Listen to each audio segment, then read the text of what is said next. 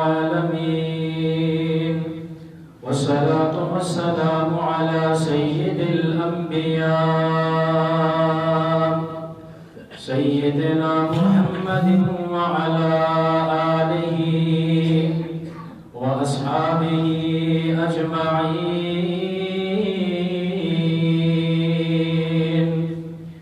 أعوذ بالله من الشيطان الرجيم. بسم الله الرحمن الرحيم. أفلا يتدبرون القرآن أم على قلوب أقفالها. حمد و ثنا کا سزاوار اور مستحق صرف اللہ رب العالمین کی ذات ہے، اور درود و سلام کائنات کے امام جناب محمد رسول اللہ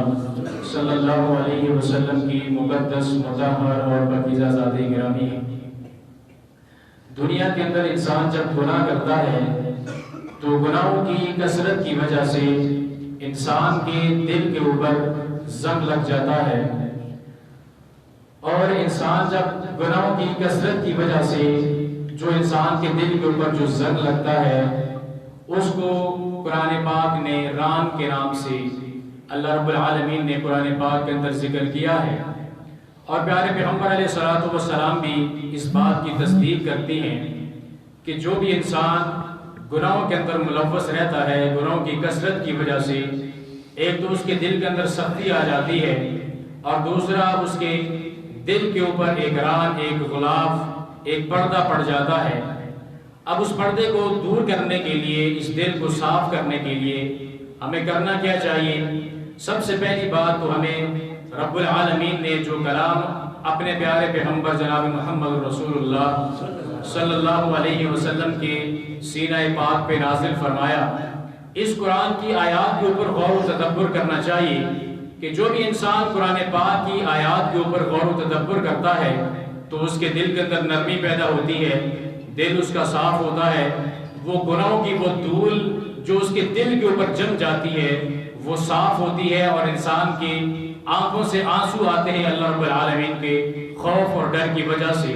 تو رب العالمین کے کلام کے اندر اللہ تعالیٰ نے یہ لچک رکھی ہے کہ جو بھی انسان اس قرآن کو پڑھتا ہے اور اس قرآن کے اوپر غور و تدبر کرتا ہے، اگرچہ اس کا دل کتنا ہی زیادہ سخت کیوں نہ ہو، آخر ایک ایسا مرحلہ ضرور آتا ہے کہ قرآن پاک کے اوپر غور و تدبر کرنے کی وجہ سے اس کا دل نرم پڑتا ہے اور اس کی آنکھیں آخرکار چھلک پڑتی ہیں، اور انسان جو ہے اپنے رب کے سامنے رو دھو کر اپنے گناہوں کو بھی معاف کروا لیتا ہے اور اپنے دل کو بھی صاف کروا لیتا ہے۔ سیدنا ابو ذر رضی اللہ تعالیٰ عنہ روایت کرتے ہیں کہ اللہ کے رسول صلی اللہ علیہ وسلم ایک رات قرآن پاک کی ایک آیت کی تلاوت کرتے رہے، اور ساری رات اسی آیت کو آپ علیہ السلام دہراتے رہے، یہاں تک کہ صبح ہوئی، اور صبح جب ابو ذر رضی اللہ تعالیٰ عنہ آئے تو اس وقت بھی اللہ کے رسول جناب محمد رسول اللہ صلی اللہ علیہ وسلم اس آیت کی تلاوت کر رہے تھے، اور آپ علیہ السلام یہ آیت تلاوت کر کے آپ رو رہے تھے۔ تو سیدنا ابو ذر رضی اللہ تعالیٰ عنہ نے ارشاد فرمایا کہ وہ قرآن پاک کی وہ آیت کون سی تھی کہ پیارے پیغمبر علیہ السلام جس آیت کو ساری رات پڑھتے رہے اور ساری رات اس آیت کے اوپر غور و تدبر کرتے رہے، وہ قرآن پاک کی یہ آیت تھی۔ اللہ ذوالجلال والاکرام نے قرآن پاک کے اندر ارشاد فرمایا، ان تعذبهم فانهم عبادك وان تغفر لهم فانك انت العزیز الحکیم۔ اللہ کے رسول صلی اللہ علیہ وسلم ساری رات قرآن پاک کی اسی ایک آیت کی تلاوت کرتے رہے۔ صبح ابو ذر رضی اللہ تعالیٰ عنہ نے ارشاد فرمایا کہ میرے محبوب پیغمبر، کیا وجہ ہے کہ ساری رات آپ کی صرف ایک آیت کی تلاوت کے اندر گزری؟ پاک پیغمبر علیہ السلام نے ارشاد فرمایا کہ ابو ذر، میں نے اپنی امت کی سفارش کی، اللہ تعالیٰ سے اجازت مانگی ہے، اور میرے رب نے میری ساری امت کی اجازت دی ہے کہ میں کل قیامت والے دن اپنی امت کی سفارش کروں گا، اور وہ سفارش ہر اس آدمی کو ملنے والی ہے جو انسان اللہ کے ساتھ کسی کو شریک نہیں ٹھہراتا۔ اب یہ حدیث سنن ترمذی کے اندر موجود ہے۔ اس آیت کے اندر ہمیں یہ بات، سب سے پہلی بات یہ معلوم ہوتی ہے کہ قرآن پاک کو رسمی طور پر نہ پڑھا جائے بلکہ قرآن پاک کی ایک ایک آیت کے اوپر ٹھہر کر غور و تدبر کیا جائے. جب تک ایک آیت آپ کو سمجھ نہیں آتی اس آیت کو چھوڑ کر اگلی آیت کی طرف نہ جائیں. بار بار اس قرآن پاک کی آیت کو پڑھیں, بار بار اس کا ترجمہ پڑھیں, اس کے مفہوم کو پڑھنے کی کوشش کریں, اس کی تفسیر کو پڑھیں. جب تک وہ آیت قرآن پاک کی آپ کو سمجھ نہیں آتی, آپ کے دل کے اندر اتر نہیں جاتی, اس وقت تک اس آیت کو چھوڑ کر اگلی آیت کی طرف نہ جائیں. یہ پاک پیغمبر علیہ الصلوۃ والسلام کی زندگی سے ہمیں یہ نمونہ ملتا ہے. دوسری بات جو اس حدیث سے معلوم ہوئی کہ رب العالمین اپنے پیغمبر کو کل قیامت والے دن اپنی امت کی سفارش کا حق عطا فرمائے گا, لیکن سفارش اس کے حق میں قبول کی جائے گی جو رب العالمین کی مرضی کا ہوگا اور اس نے اللہ رب العالمین کے ساتھ کسی کو شریک نہ ٹھہرایا ہوگا. اور اس آیت کے اندر اس حدیث سے ہمیں یہ بات بھی معلوم ہوتی ہے کہ پیارے پیغمبر علیہ الصلوۃ والسلام اپنی امت کے ساتھ کتنا پیار, کتنی محبت اور کتنا الفت اپنی امت کے ساتھ رکھا کرتے تھے کہ ساری کی ساری رات آپ علیہ الصلوۃ والسلام اپنی امت کی سفارش کے حق کے لیے اللہ رب العالمین سے آہوزاری کرتے رہے اور دعا کرتے رہے کہ ربا مجھے قیامت والے دن میری امت کی سفارش کا حق ادا کرنا. دوسری حدیث السلسلہ صحیحہ کے اندر نقل کی گئی ہے. سیدنا عطارہ اور عبید اللہ ابن عمیر دونوں یہ روایت کرتے ہیں کہ ہم دونوں حضرات سیدہ عائشہ صدیقہ رضی اللہ تعالیٰ عنہ کے پاس گئے اور ہم نے ان سے سوال کیا کہ پیغمبر علیہ الصلوۃ والسلام کی زندگی کے اندر سے وہ بات بتائیے جو آپ کو بڑی عجیب لگی. تو سیدہ عائشہ یہ بات سن کے رونے لگی اور کہنے لگی کہ ایک رات تھی جب پیارے پیغمبر علیہ الصلوۃ والسلام رات کے وقت نماز کے لیے اٹھے اور پیارے پیغمبر علیہ الصلوۃ والسلام نے فرمایا کہ عائشہ مجھے ذرا اجازت دیجئے, میں اللہ رب العالمین کے سامنے قیام کرنا چاہتا ہوں. تو سیدہ عائشہ فرماتی ہیں کہ محبوبہ مجھے بھی وہی بات محبوب ہے جو آپ کو بات محبوب ہے, آپ کی چاہت کے اندر ہی میری چاہت ہے. تو پاک پیغمبر علیہ الصلوۃ والسلام کھڑے ہوئے, آپ نے نماز شروع کی. تو سیدہ عائشہ صدیقہ فرماتی ہے کہ اللہ کے رسول جناب محمد رسول اللہ صلی اللہ علیہ وسلم ساری رات روتے رہے اللہ رب العالمین کے دربار کے اندر کھڑے ہو کر. پیارے پیغمبر اتنا روئے کہ آپ کے آنسوؤں کی وجہ سے, کہ حجرہ مبارک کے اندر آنسو ٹپکنے کی وجہ سے وہاں کی زمین آنسوؤں سے تر ہو گئی. پھر پیارے پیغمبر علیہ الصلوۃ والسلام نے قیام کیا اور پھر پیارے پیغمبر علیہ الصلوۃ والسلام نے رونا شروع کیا, حتیٰ کہ دوسری بار بھی ایسا ہی ہوا کہ آپ کے آنسوؤں سے زمین تر ہو گئی. حتیٰ کہ صبح کی اذان کا وقت ہوا اور سیدنا بلال اذان کے لیے تشریف لائے اور آپ رضی اللہ تعالیٰ عنہ نے دیکھا کہ کائنات کے امام آج اتنا کیوں رو رہے ہیں. سیدنا بلال رضی اللہ تعالیٰ عنہ نے سوال کر لیا کہ آقا کیا بات ہے, آج آپ اتنا کیوں رو رہے ہیں, حالانکہ آپ کے نامہ اعمال کے اندر کوئی گناہ ہے ہی نہیں, گناہ کا تصور آپ کی زندگی کے اندر کیا ہی نہیں جا سکتا, پھر اس کے باوجود راتوں کو اٹھ کر اتنا زیادہ رونا کس بات کا. پیارے پیغمبر علیہ الصلوۃ والسلام نے ارشاد فرمایا افلا اکون عبدا شکورا, اور میرے بلال کیا میں اپنے اللہ کا شکر گزار بندہ نہ بنوں جس رب العالمین نے مجھے اتنی ساری نعمتیں عطا کر دیں. کیا میں اس رب العالمین کے لیے رات کے وقت اٹھ کے اللہ رب العالمین کے سامنے رو کے آہوزاری کر کے اس اللہ کا شکر ادا کیوں نہ کروں. پھر پیارے پیغمبر علیہ الصلوۃ والسلام نے فرمایا کہ آج رات اللہ پاک نے میرے اوپر قرآن پاک کی ایسی آیات نازل کی ہیں وَيْلٌ لِّمَنْ قَرَأَ, اس انسان کے لیے بربادی ہو, تباہی ہو جس انسان نے قرآن کی ان آیات کو پڑھا لیکن اس کے اوپر غور و تدبر نہ کیا,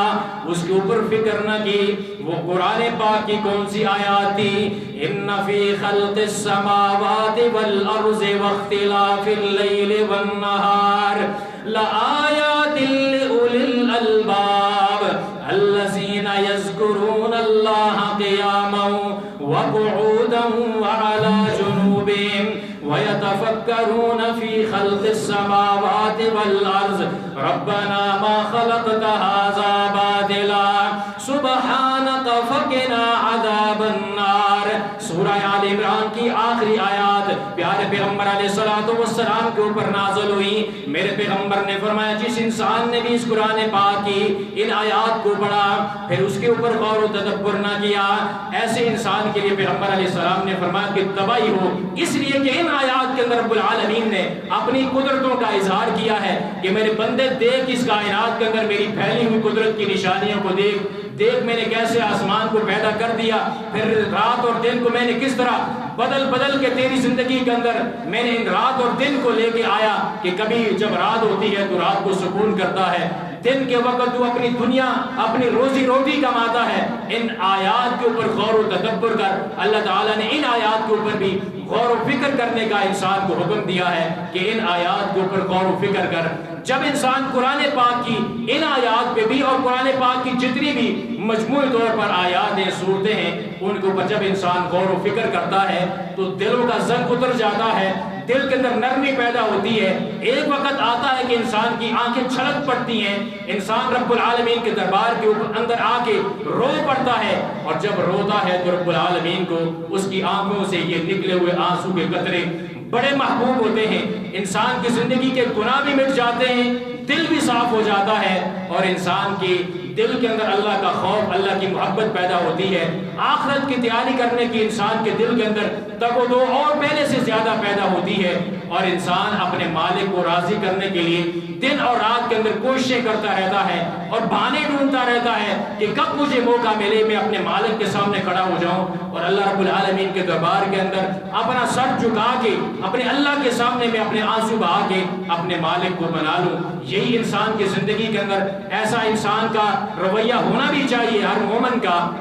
کہ جب بھی کوئی گناہ ہو جائے کوئی غلطی ہو جائے انسان قرآن پاک کی ایک تو تلاوت زیادہ سے زیادہ کرے اور قرآن پاک کی آیات کو سمجھنے کی کوشش کرے کہ ان آیات کے اندر اللہ رب العالمین نے میرے لیے پیغام کیا نازل کیا ہے, آخر کائنات کا رب مجھے ان آیات کے اندر کہنا کیا چاہتا ہے. الف لام میم ذالک الکتاب لا ریب فیہ, جس کتاب کے اندر کوئی شک و شبہ والی بات اللہ تعالیٰ نے چھوڑی نہیں, جس کے ہر حرف پہ انسان آنکھیں بند کر کے اعتماد کر سکتا ہے. آخر ان آیات کے اندر اس کتاب کے اندر اللہ تعالیٰ نے میرے لیے کون سا پیغام اس دنیا کے اندر نازل کیا ہے, یہ ہر انسان کو سوچنا چاہیے اور اس کے اوپر غور و فکر کرنا چاہیے. اسی لیے تو رب العالمین نے فرمایا افلا یتدبرون القرآن ام علی قلوب اقفالها, یہ قرآن پاک کی آیات تمہارے سامنے ہیں, ان کے اوپر غور و تدبر کیوں نہیں کرتے؟ آخر کیا تمہارے دلوں کے اوپر تالے پڑ چکے ہیں؟ اس آیت سے یہ بات معلوم ہوتی ہے کہ جو انسان قرآن پاک کی آیات کو سن کر اس کے اوپر غور و فکر نہیں کرتا,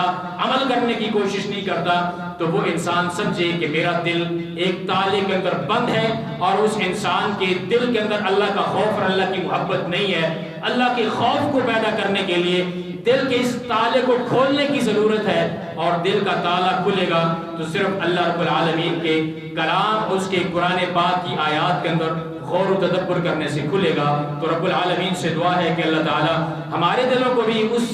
گناہوں کی جو گندگی نے ہمارے دلوں کے اندر جو ڈیرے ڈال لیے ہیں, جس گناہ کی وجہ سے ہمارے دلوں کے اوپر غبار آ چکا ہے, اللہ تعالیٰ ہمارے دلوں کو صاف فرما دے اور ہمیں اس قابل بنا دے, ہمیں اس بات کی توفیق بھی عطا کرے کہ ہم اللہ تیرے قرآن کی آیات کے اوپر غور و تدبر بھی کریں, ان کو سمجھنے کی کوشش بھی کریں اور ان کو اپنی زندگی کے اندر ان کے اوپر عمل کرنے کی بھی کوشش کریں, اور دنیا کے اندر اس قرآن پاک کے پیغام کو پھیلانے کی بھی اے رب العالمین ہمیں توفیق عطا فرما دے. وآخر دعوانا ان الحمد للہ رب العالمین.